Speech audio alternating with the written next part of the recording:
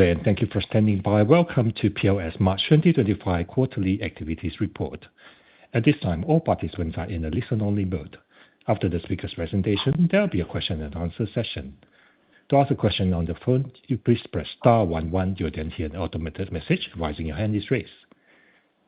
Please be advised that today's conference is being recorded. I would now like to hand the call over to your first speaker today, Mr. Dale Henderson, Managing Director and CEO. Thank you. Please go ahead. Thanks, Desmond. Good morning, and thank you all for joining us today. I'd like to begin by acknowledging the traditional owners of the lands on which PLS operates. From where we are joining the call today in Perth, we acknowledge the Whadjuk people of the Noongar Nation. We also recognise the Nyamal and Yarriara peoples, on whose land our Pilbara operations are located. We pay our respects to their elders, past and present. Joining me today is Luke Bertoli, our CFO, and Brett McFadyen, our Executive General Manager of Operations. We're also supported by other members of the senior team. This call will run for approximately an hour. We'll begin with the presentation on our March quarter performance, followed by Q&A. We will address questions submitted by the webcast at the end of the session. The March quarter has been a transformational period for PLS. We delivered on several major strategic objectives: the successful implementation of the P850 operating model, yielding tangible cash cost savings; the on-plan ramp-up of the P1000 expansion project, marking the completion of a major investment cycle; and the acquisition of the Colina project through the Latin Resources acquisition, adding another high-quality growth option to our portfolio. These achievements were delivered while maintaining our fortress balance sheet, setting us apart in a volatile environment. We operate in a sector known for its cyclical nature. Our strategy has always accounted for this volatility, not just to mitigate the risks, but to capture the opportunity.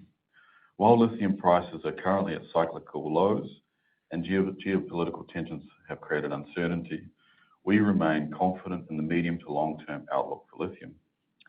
Today, while our focus is the March quarter results, we will also highlight some of the longer-term structural foundations that underpin our resilience and our future growth. Please turn to slide 2. PLS is the world's largest independent hard rock lithium producer. Our independence gives us the flexibility to respond with agility in a fast-changing global market. Our foundation is the long-life, high-quality Pilbara operation in Western Australia. Our investments in the P680 and P1000 projects have established a leading lithium processing platform with increased capacity and expected operating cost improvements to follow, strengthening our position on the global cost curve.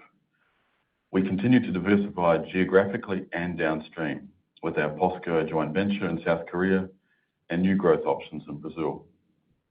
We also maintain a strong balance sheet, ending the period with $1.1 billion in cash and undrawn facilities, providing a foundation of strength and flexibility. This balance sheet position is the product of disciplined capital management decisions over the past few years. Luke will recap on this history a little later. Turning to slide 3. Our strategy is anchored by disciplined reinvestment through the cycle. Over time, this has delivered scale and can provide meaningful reductions in unit operating costs, care of that scale, and care of the new processing capability within these expansions. With the P1000 expansion now built and ramped up, we are moving into the optimization phase. This marks a shift from construction to performance improvement, setting the stage for enhanced margins in FY26 and beyond. Turning to slide 4. Some key highlights for the quarter include: in the operations, TRIFR reduced to 3.22, reflecting our continued focus on safety. Production of 125,000 tonnes and sales of 125,500 tonnes were on plan after accounting for the 6 days of Tropical Cyclone Zelia, which was the Cat 5 cyclone, which came into close proximity near Port Hedland. We also had the ramp-up of the P1000 project successfully completed and, as I said, has now entered optimization phase. As it relates to our projects and joint ventures, completion of the Latin Resources acquisition adding the Colina project to the PLS stable, and the POSCO PLS joint venture, also called PPLS, progressed well with production ramp-up and customer certification progressing. Lastly, as it relates to financials highlights, revenue of $150 million, supported by a 7% increase in the realized price to $747 per tonne. Operating cash margin of $39 million, despite ramp-up headwinds and a lower part of the pricing cycle. This, of course, laddered down to a robust cash position of $1.1 billion. And FY25 guidance, we're reaffirming across all key metrics. Now, with that, I'll now hand over to Brett for a deeper look at our operations. Over to you. Thank you, Dale. Start with safety, and the March quarter delivered a solid safety performance at Pilgangoora, with a 12-month rolling average TRIFR dropping from 3.58 in the prior quarter to 3.22. We did, however, report 3 recordable injuries, which was disappointing, and we continue to implement safety program initiatives, such as the Visible Felt Safety Leadership Program. This program of work resulted in over 800 hours of safety-related training with our leadership group, empowering our people to create a safe work environment. The March quarter spodumene concentrate production volume decreased to 125,000 tonnes compared to the prior quarter. Adjusted for Tropical Cyclone Zelia, this was on plan, with the difference between the last quarter primarily due to no contribution from the Nungajī plant for the full quarter under our P850 operating model, planned downtime for P1000 tie-in, and the impact of the ramping up activities. Total material mined was 5.6 million wet tonnes, with a reduction compared to the prior quarter in line with the P850 operating model.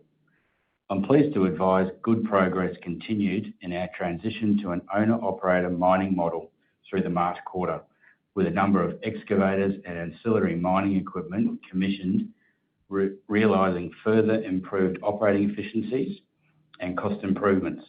We look forward to the addition of operational efficiencies and cost improvements this will provide over time. Lithium recovery of 67.1% in the March quarter was lower than the prior quarter, as expected, due to the impact of P1000 tie-ins and ramp-up.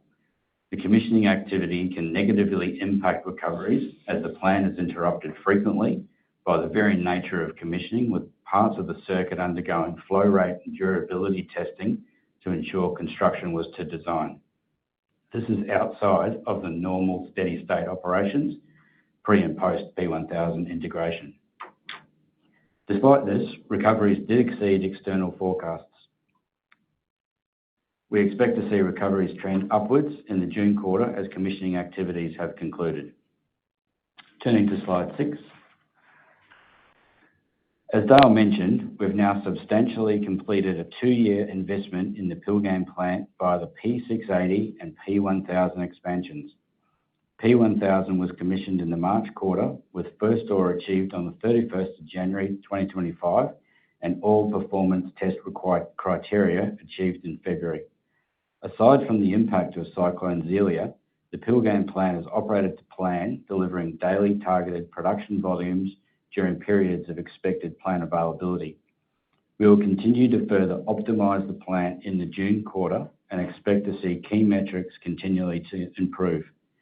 It's not an understatement to say that these 2 projects have completely transformed the Pilgangoora operation. We've added an additional 420,000 tonnes per annum of production capacity, and via the ore sorting facility, increased our ability to capture more lithium units from our ore body. We've also added new technology which gives us greater operational flexibility to react to market conditions. Most importantly, we've created scale and efficiencies which will enable us to reduce unit operating costs and capture margin through the cycle. Thank you, and I'll now hand back to Dale. Thanks, Brett. And just to add, the ramp-up quarter has been a fantastic success when you consider what's involved in integrating and bringing online one of these circuits and what is a very large brownfields expansion. And the success has actually been set up by a fantastic construction build during the course of the year, on time and on budget. But the rubber really meets the road and ramp up when you are integrating. And to do that in a live operation and what is a material step up in volume, as Brett mentioned, it is quite a feat. And just to remind everyone, and this is pretty obvious, building in the Pilbara is not easy. Doing hard rock processing is not easy. And it's even harder when you are bringing to life what is probably the most complex integrated processing circuit which has been built to date. So a hell of a feat to deliver this on plan, despite the impacts of what is one of the largest cyclones we've seen in the region for many, many years. So well done to the projects team, well done to the operating team and all the team at PLS. It's been a great outcome and really proud of the result.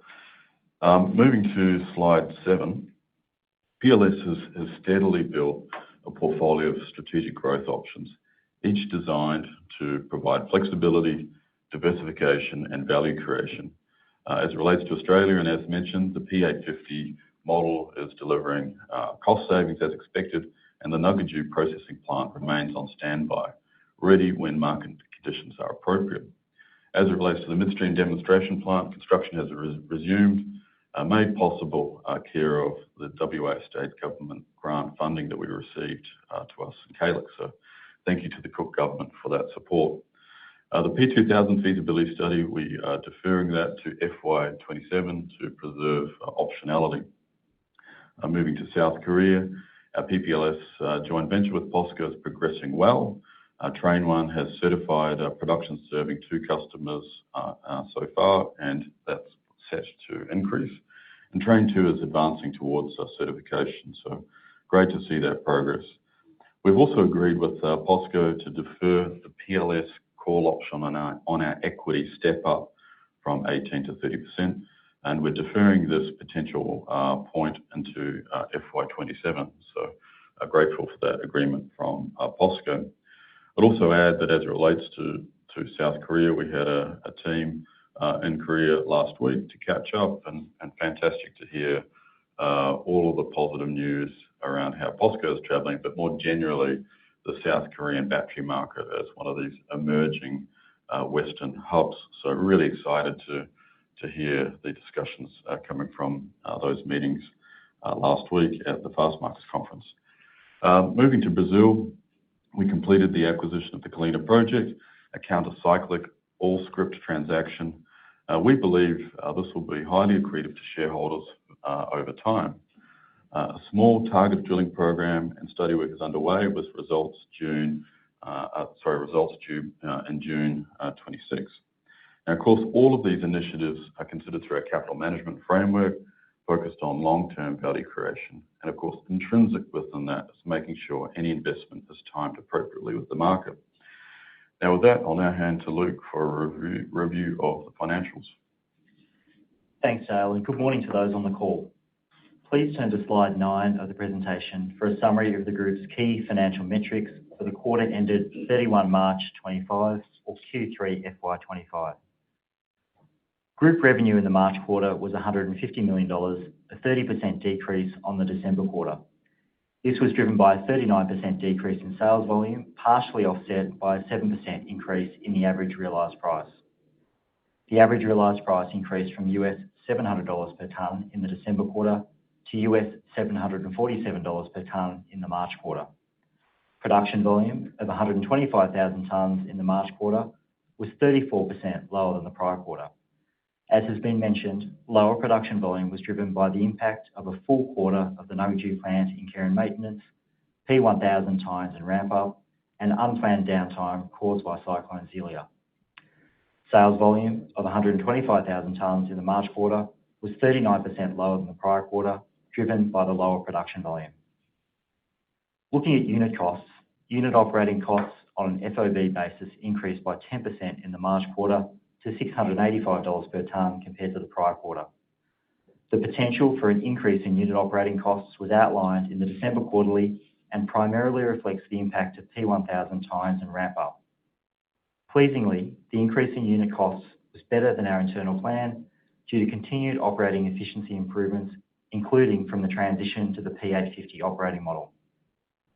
Total operating costs in dollar terms were lower quarter on quarter. However, lower production volume offset that benefit and resulted in higher unit costs. Unit operating costs on a CIF basis were also 9% higher than the prior quarter at $796 per tonne, with the higher FOB unit costs partially offset by lower royalty costs and lower shipping costs. Turning now to slide 10. Slide 10 shows a cash flow bridge for the March quarter FY25. The group's ending cash balance as at 31 March 2025 was $1.1 billion, as mentioned earlier, and remained strong. Cash declined by $109 million in the March quarter, primarily due to planned capital expenditure of $101 million.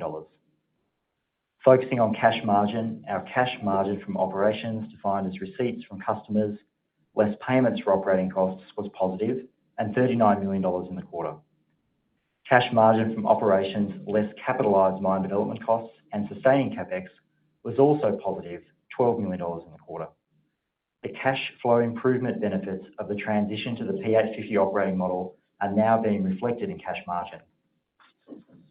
Turning to investing cash flows, total spend of $101 million was made on CapEx in the March quarter. CapEx on an accruals basis was $103 million and comprised growth CapEx related to the P1000 expansion project of $40 million, infrastructure and projects of $37 million, mine development costs of $21 million, and sustaining CapEx of $5 million. Turning now to slide 11. Over the last 18 months, the group has proactively implemented a series of cost reduction initiatives.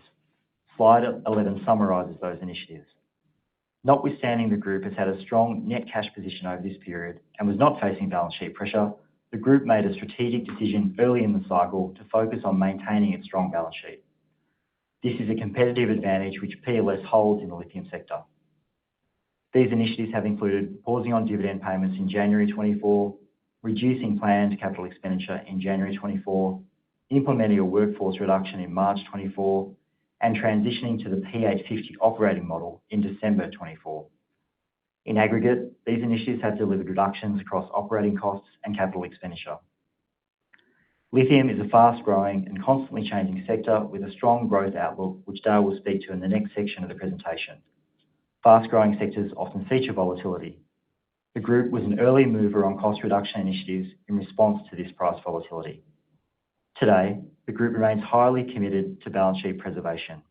It is strongly positioned to manage through the cycle, given past decisions and a continued focus on prudent financial management going forward. I'll now hand it back to Dale. Thanks very much, Luke. So moving to the market on slide 12. Pricing over the quarter has moved to the right with limited fluctuation for the period. Pricing for spodumene concentrate is approximately $800 to $820 per tonne on an SC6 basis at this time, depending which price reference you're referring to. I note that this level remains well under the expected long-term price averages that are being projected, including those estimates that have recently been revised downwards. As it relates to supply, well, from a supply side, market share appears to be consolidating amongst the lowest cost operators, and of those, some are certainly reporting margin pressures or outright losses. Given this, it's reasonable to assume pricing moves upwards. The big question is when. Now, historically, the lithium market has tended to respond rapidly and catch the market by surprise. Time will tell if this occurs. From the demand side, well, there are some very, very strong indicators, which I'll now touch on in brief, moving to slide 13. EV sales have started the year very strongly. This graph details the monthly EV sales trend for the past 4 years. The green columns indicate the sales this year. EV sales for March 25 are up an estimated 29% year on year. A pretty remarkable feat in the context of some of what you read in the papers around EV adoption at this time. Of course, this indicates the underlying trend continues to remain strong. Moving to slide 14. The Battery Energy Storage System, or BESS as it's called, continues to grow in leaps and bounds. Installed capacity grew by 52% last year, and is predicted to grow by approximately 68% this year. To date, the capacity growth is concentrated in just a handful of countries. As such, this is potentially the toe of a very large global market as other countries seek this energy solution. Moving to slide 15, this graph on the left is a representation of the breakdown of lithium demand between calendar year 24 and 25, and on the right-hand side is a projection for the next 6 years. Now moving to slide 16, to close, this slide outlines the longer-term outlook for lithium demand.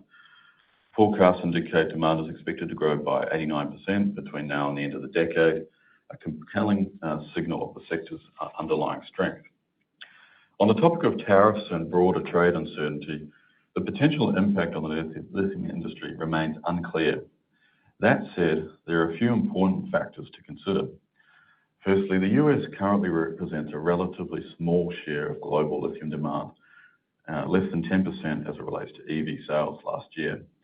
While it's an important future growth market, it is not the major driver of global demand today.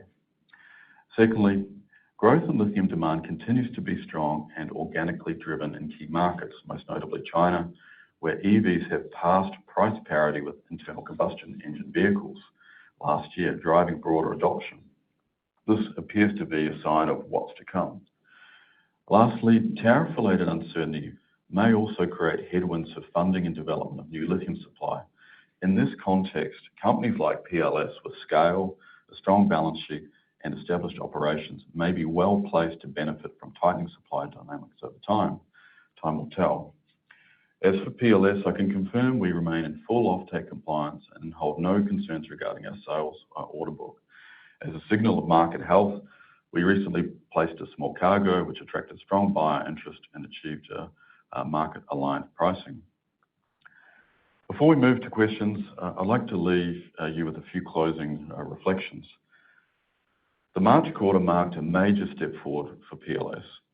We successfully implemented the P850 operating model, we completed and ramped up the P1000 expansion, and we welcomed a new growth asset with the Colina project in Brazil.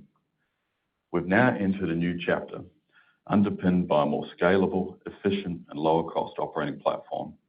Combined with our strong balance sheet and a strategically diversified portfolio, we are well positioned to navigate the current environment and capitalize as the market turns. While near-term volatility remains, the long-term fundamentals for lithium are compelling and continue to strengthen. We remain confident that our disciplined execution of our strategy, our operational track record, and financial strength will provide a strong foundation to deliver long-term value for our shareholders. With that, I'll now hand back to you, Desmond, to open the floor for questions. Thank you.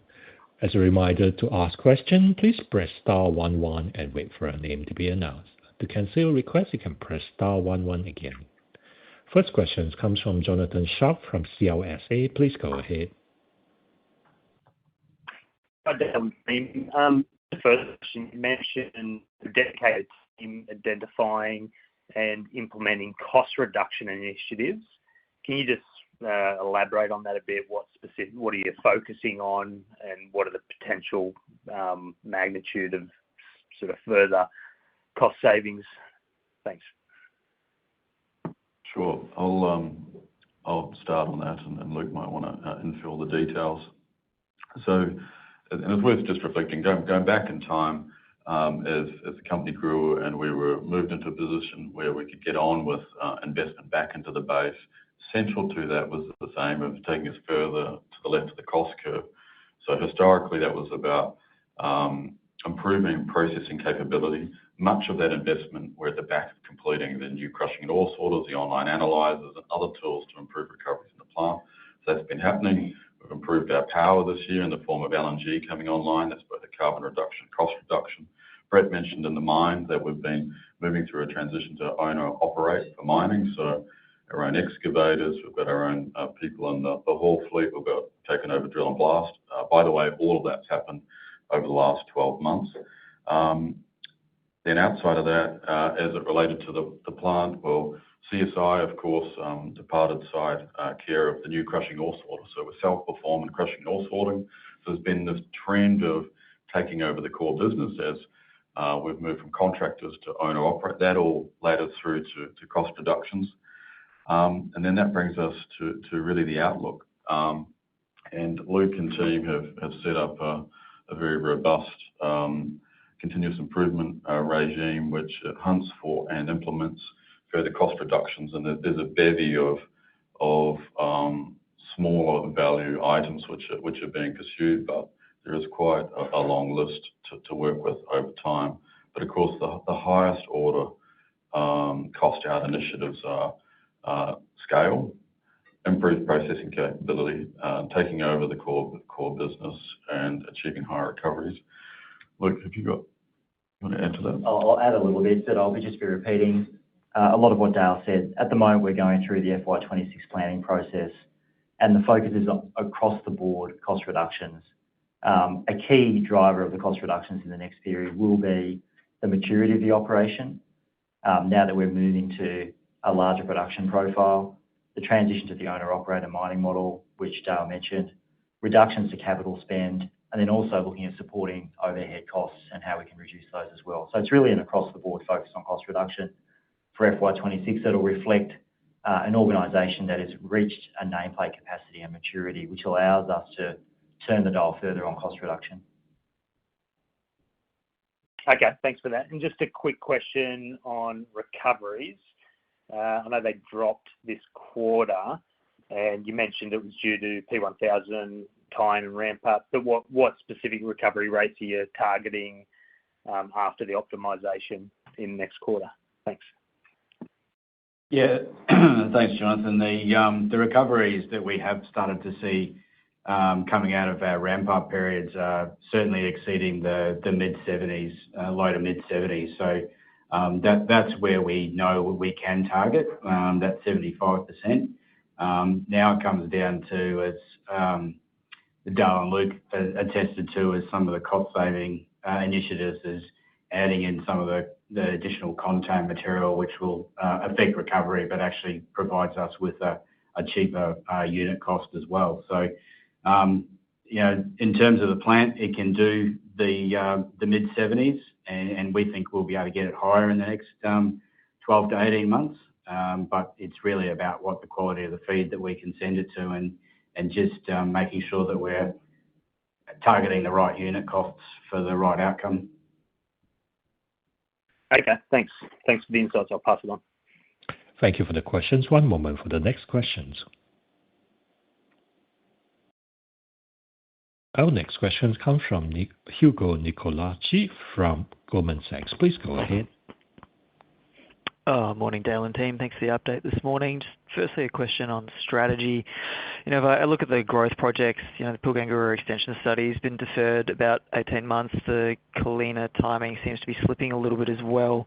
I appreciate the current market conditions don't support the original timelines of either of those projects, but you're still 700 million net cash at the quarter, and you're still highlighting the positive operating cash margins that you're generating now and expect to continue to generate as the P1000 project ramps up. So I guess beyond the cash conservation strategy, how do we think about strategy near term? Do you still see yourself as a counter-cyclical acquirer, or do you already have enough optionality in the portfolio? G'day, Hugo. Thanks for the question. As it relates to the project timing, as it relates to the Colina project, Brazil, well, we continue to progress that with the target drilling and studies, and there's quite a detailed review process and train. And that timeline is principally driven that we think we can achieve more with that asset, but we need to do more to understand that in terms of studies and drilling. So that's the principal driver of that. Although studies are very early stage, we also like the idea of lower capital entry for that project. It's too early to confirm that, but that's a potential development. There is a potential development pathway there that the team needs to work through. So we are exploring that. As it relates to P2000, yeah, obviously it's a big step up. We're pushing that to the right. One of the related factors is approvals timelines, but it makes sense for a number of reasons to push that to the right. To your point on counter-cyclic acquisitions, well, we've got a full plate. And right now, the focus is really consolidating on the base, ensuring we achieve this good ramp-up, which we've done, making sure the June quarter is successful as it relates to optimization, and really cementing our position as a low-cost operator. That is the high priority. So that's what's giving our focus at this point in time. All right, thanks for that color, Dale. And then just a second one, if I can, just around some of the exploration targets and drilling. Obviously, resource update comes out in a couple of weeks, but just around the extension of the northern system, I guess, what are you hoping to achieve there? I mean, if the northern system extends, does that help you recut the mine plan and access some shallower material and maybe push out into the well longer term the need to go underground, or is it too early to tell? Too early to tell, but there is potential for some beneficial tons for the mine plan, but yes, too early to confirm that. But much like the drilling we're doing at Colina, we've been very targeted around what we're looking to do there. And the good news about the Pilgangoora asset is it's an incredible system, and in the years to come, when the time is right, we'll get the rigs back out there in force. But for now, it's just very much targeted because we think it potentially is in our interest to improve the mine plan in the near term. Thanks, Dale. I'll pass it on. Thanks, Hugo. Thank you for the questions. One moment for the next question.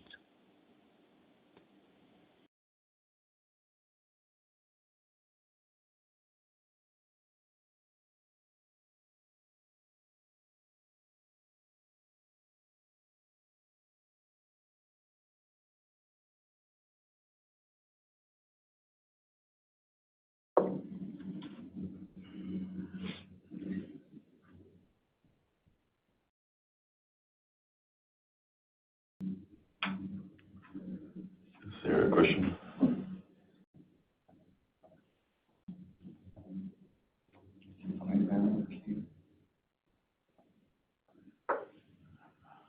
We seem to have an issue. Dropped off again. Can we go to webcast for a while?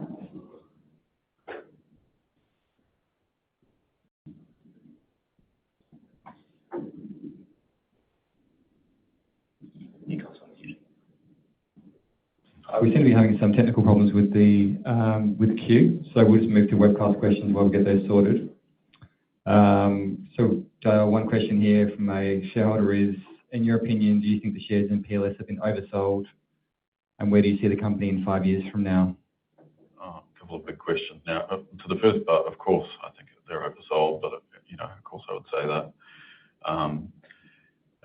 As to where do we see the company in 5 years, that's a really exciting question when you consider the growth outlook for the lithium industry and PLS's position within it. We have an enviable position given the strong foundation we've built, the absence of really other major players supporting this massive growth industry. That coupled with the pipeline of growth options that we can navigate to market over time when the market best supports it. So that sets the company up, I think, for an incredible trajectory over the next 5 years. Now, what that could lead to, well, that's the exciting question the executive and board get to work with. Thank you for your patience. We now have the questions from Kate McCutcheon from Citi. Please go ahead. Great. Thanks, Desmond. Kate. Hi, morning, Dale.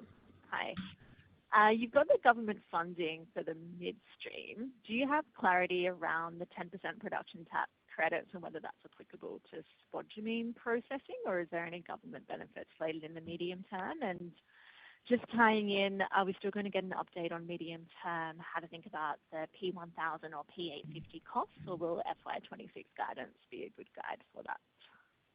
Yeah, sure. Thanks, Kate. So as it relates to midstream, I'll have to come back to you on the production tax credits. I'm pretty sure it does qualify for that.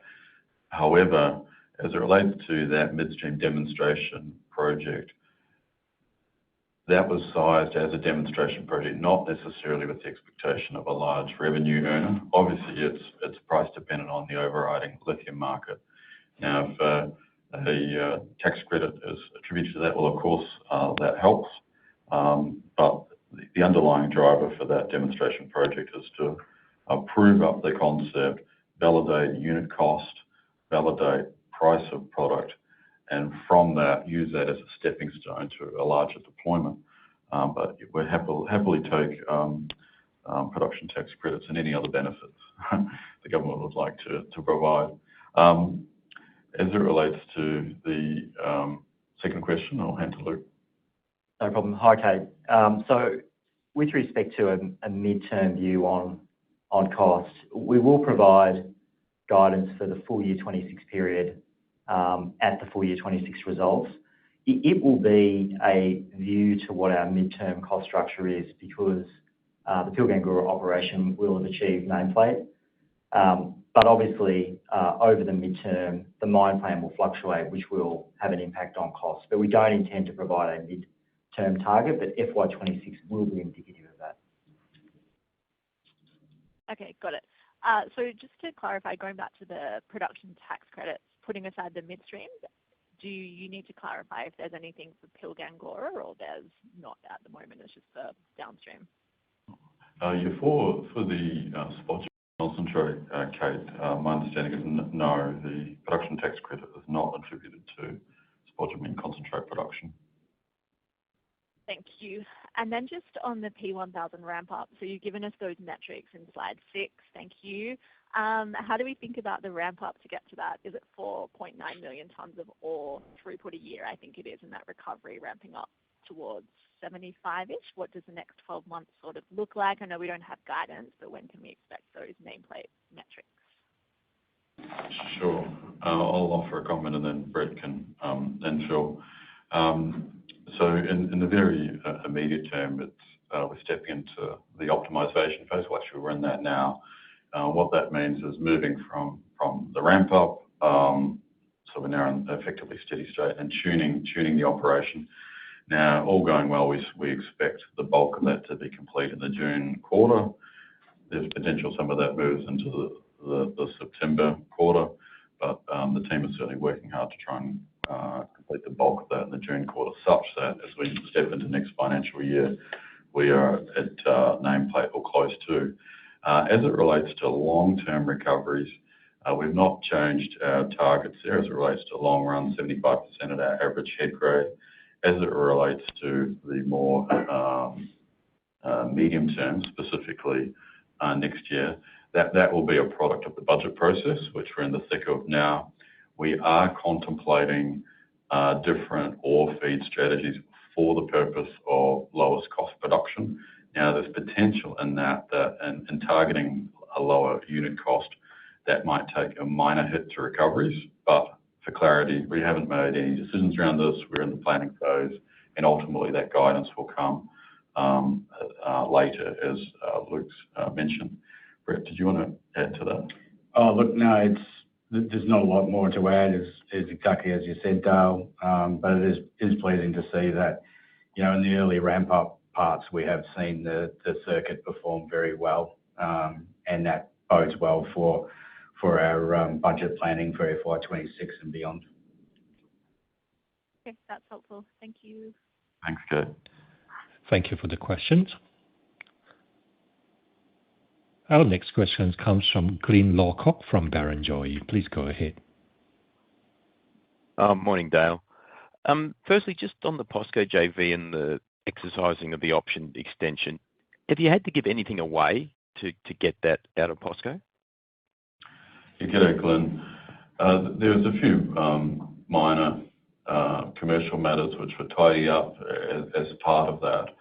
But really what sort of is more important trumps all of that is the strategic collaboration we have with POSCO.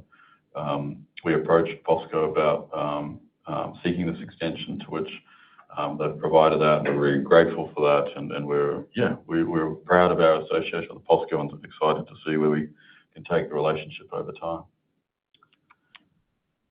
just under you approached them to have the extension. What was the basis for that approach? Because of the slow ramp up and everything else, that you just wanted more time, and they were quite amenable by the sounds of it?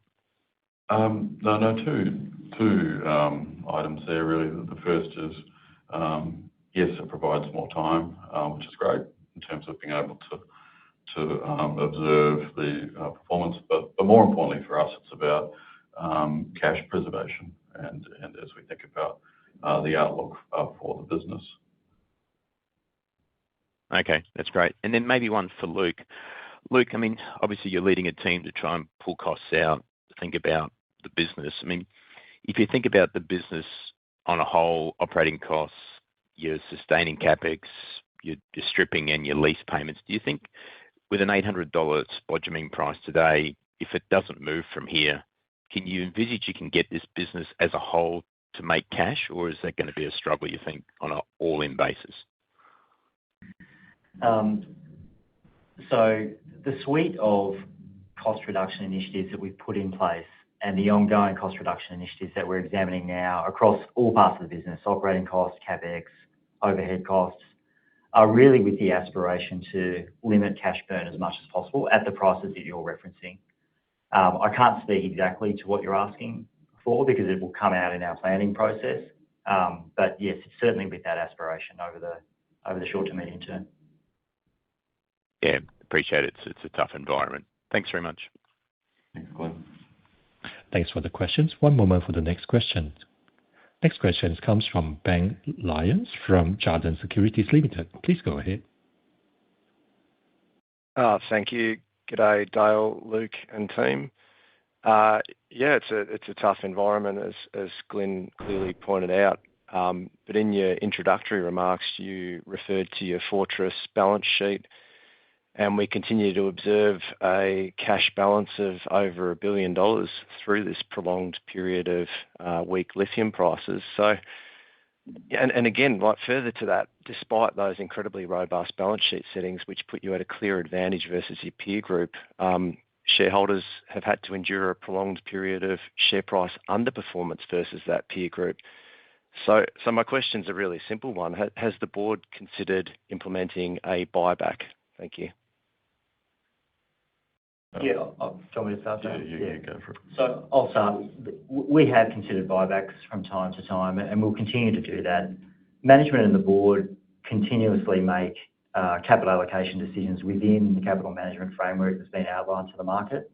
In the current environment, where the management team and board have landed is that ensuring we have a strong liquidity position to withstand persistently lower prices is of utmost importance. As and when the market improves and there's surplus capital available, we will consider then the most value-accretive options for shareholders, and that will certainly include a potential buyback. Nothing to add. Yeah, no, thanks, Ben.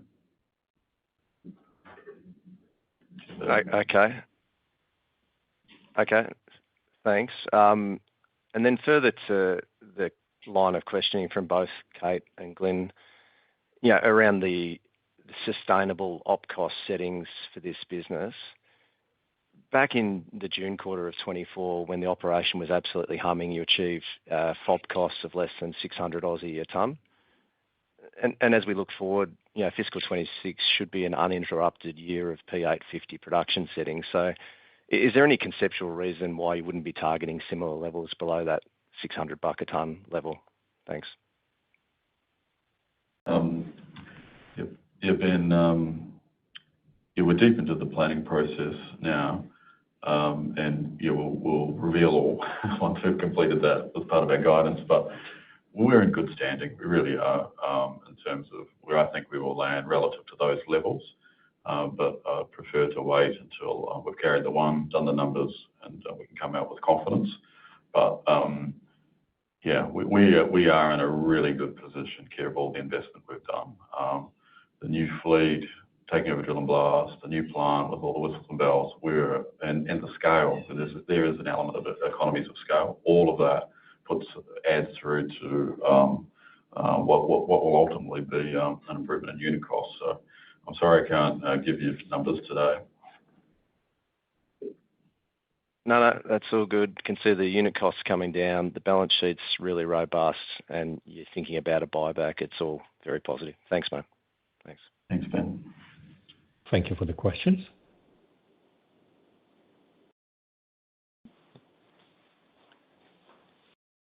Next question comes from Rob Stein from Macquarie. Please go ahead.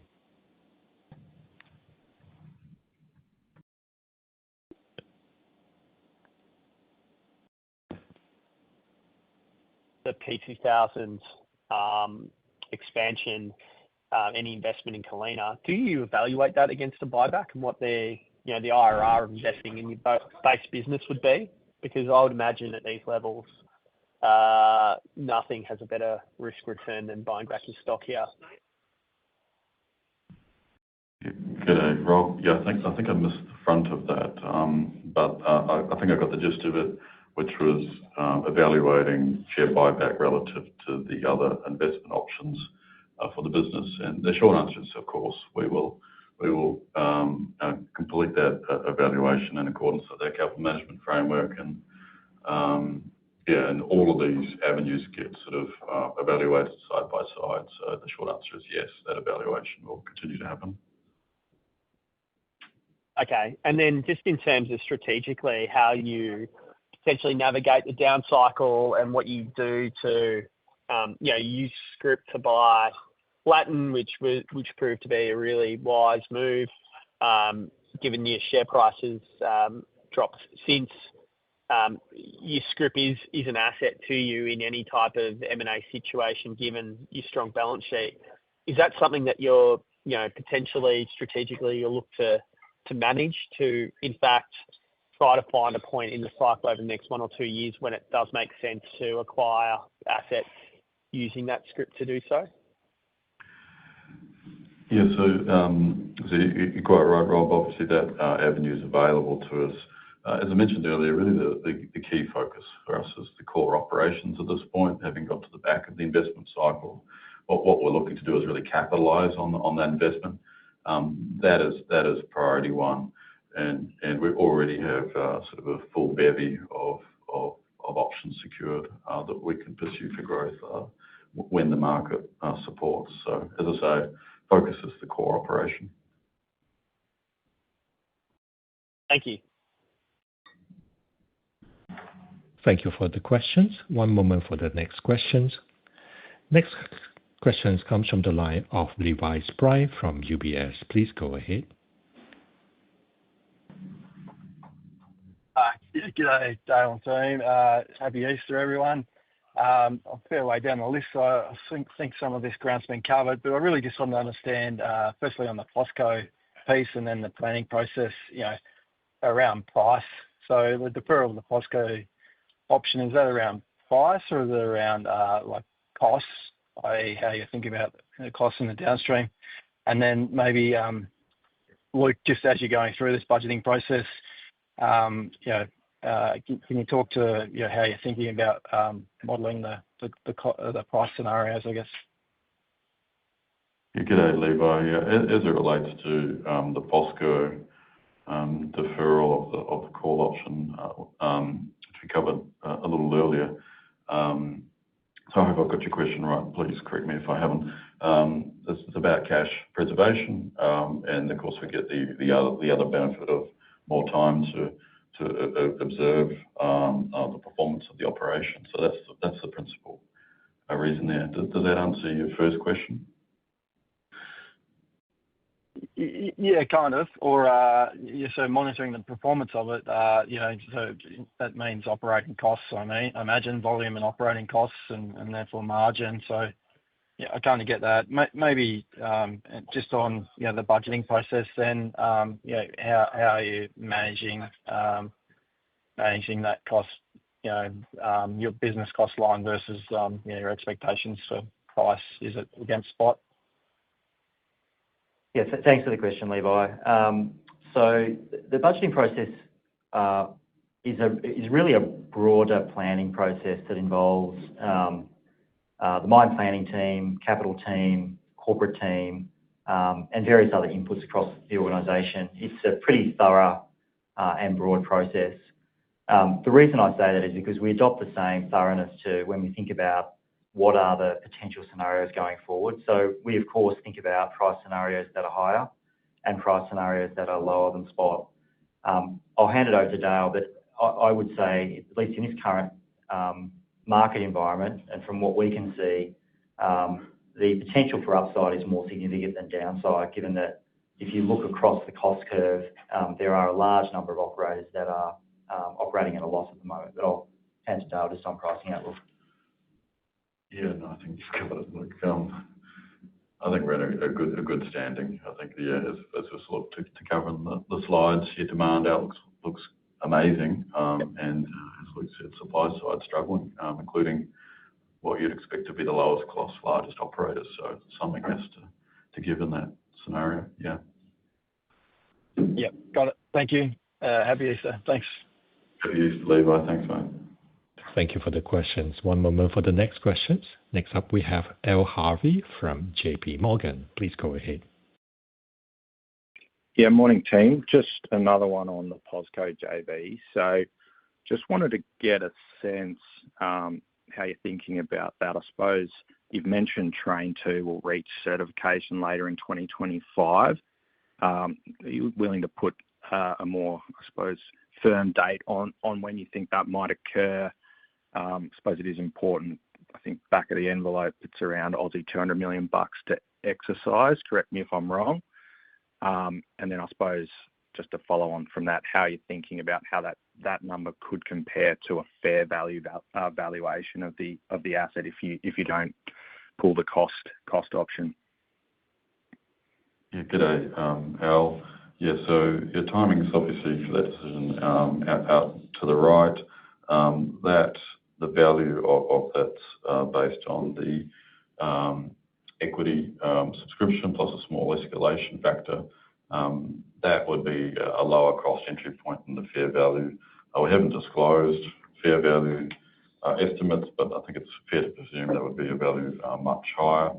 As to more broadly the progress of the plant and how the team is going over there, we are very positive on what we're seeing. Obviously, the construction itself was well executed, and as we've been observing the ramp up, that too is going very well. And as we've noted in the release today, the certifications which have been secured for the first train are with some of the best in the business in terms of buyers, and Watson Train are more certification, so not yet finalised, but on its way. So that's looking good. And then as it relates to the second train, and as noted in the quarterly, that production volume is being managed such that we get certification, because obviously you get a higher price once the product's certified. So that sort of fill in some of the gaps for you. Yeah, it does. Thanks, Dale. Maybe just a second one from me. Just wanted to clarify the earlier comments on recovery. So obviously you're still looking at different feed strategies, but I just wanted to clarify if you did feed in a higher proportion of contaminated material, could you still get to that kind of 75% recovery target, or is that 75% target kind of predicated on, optimised clean feed? Sure. I'll hand to Brett on that one. Just to close on the last question, the team's handed me a note. That exercise price for equity today would be about 60 million Aussie on that one. So hopefully that helps sort of quantify. It's smaller in the scheme of things. Is it moving to the recovery question? You want to speak to that one, Brett? Yeah, thanks, Al. The recovery of 75 in our long-term life of mine recoveries is predicated on the work we did with the ore sorters. The advantage we have with the ore sorters is able to add in more of the stockpiled contained material, which drops our mining rates, which then gives us that unit cost benefit. That's really the trade-off that we could do with targeting slightly lower recoveries. Having said that, the optimisation for the plant, we'll always continue to target higher recoveries. It's the bread and butter of the plant. So I wouldn't expect to see the recoveries going down into the late 60s. They'll hold pretty well around the 70s, I believe, in the future. And probably just to add, Al, the optimization phase will be key to understanding where we might be able to take things in time.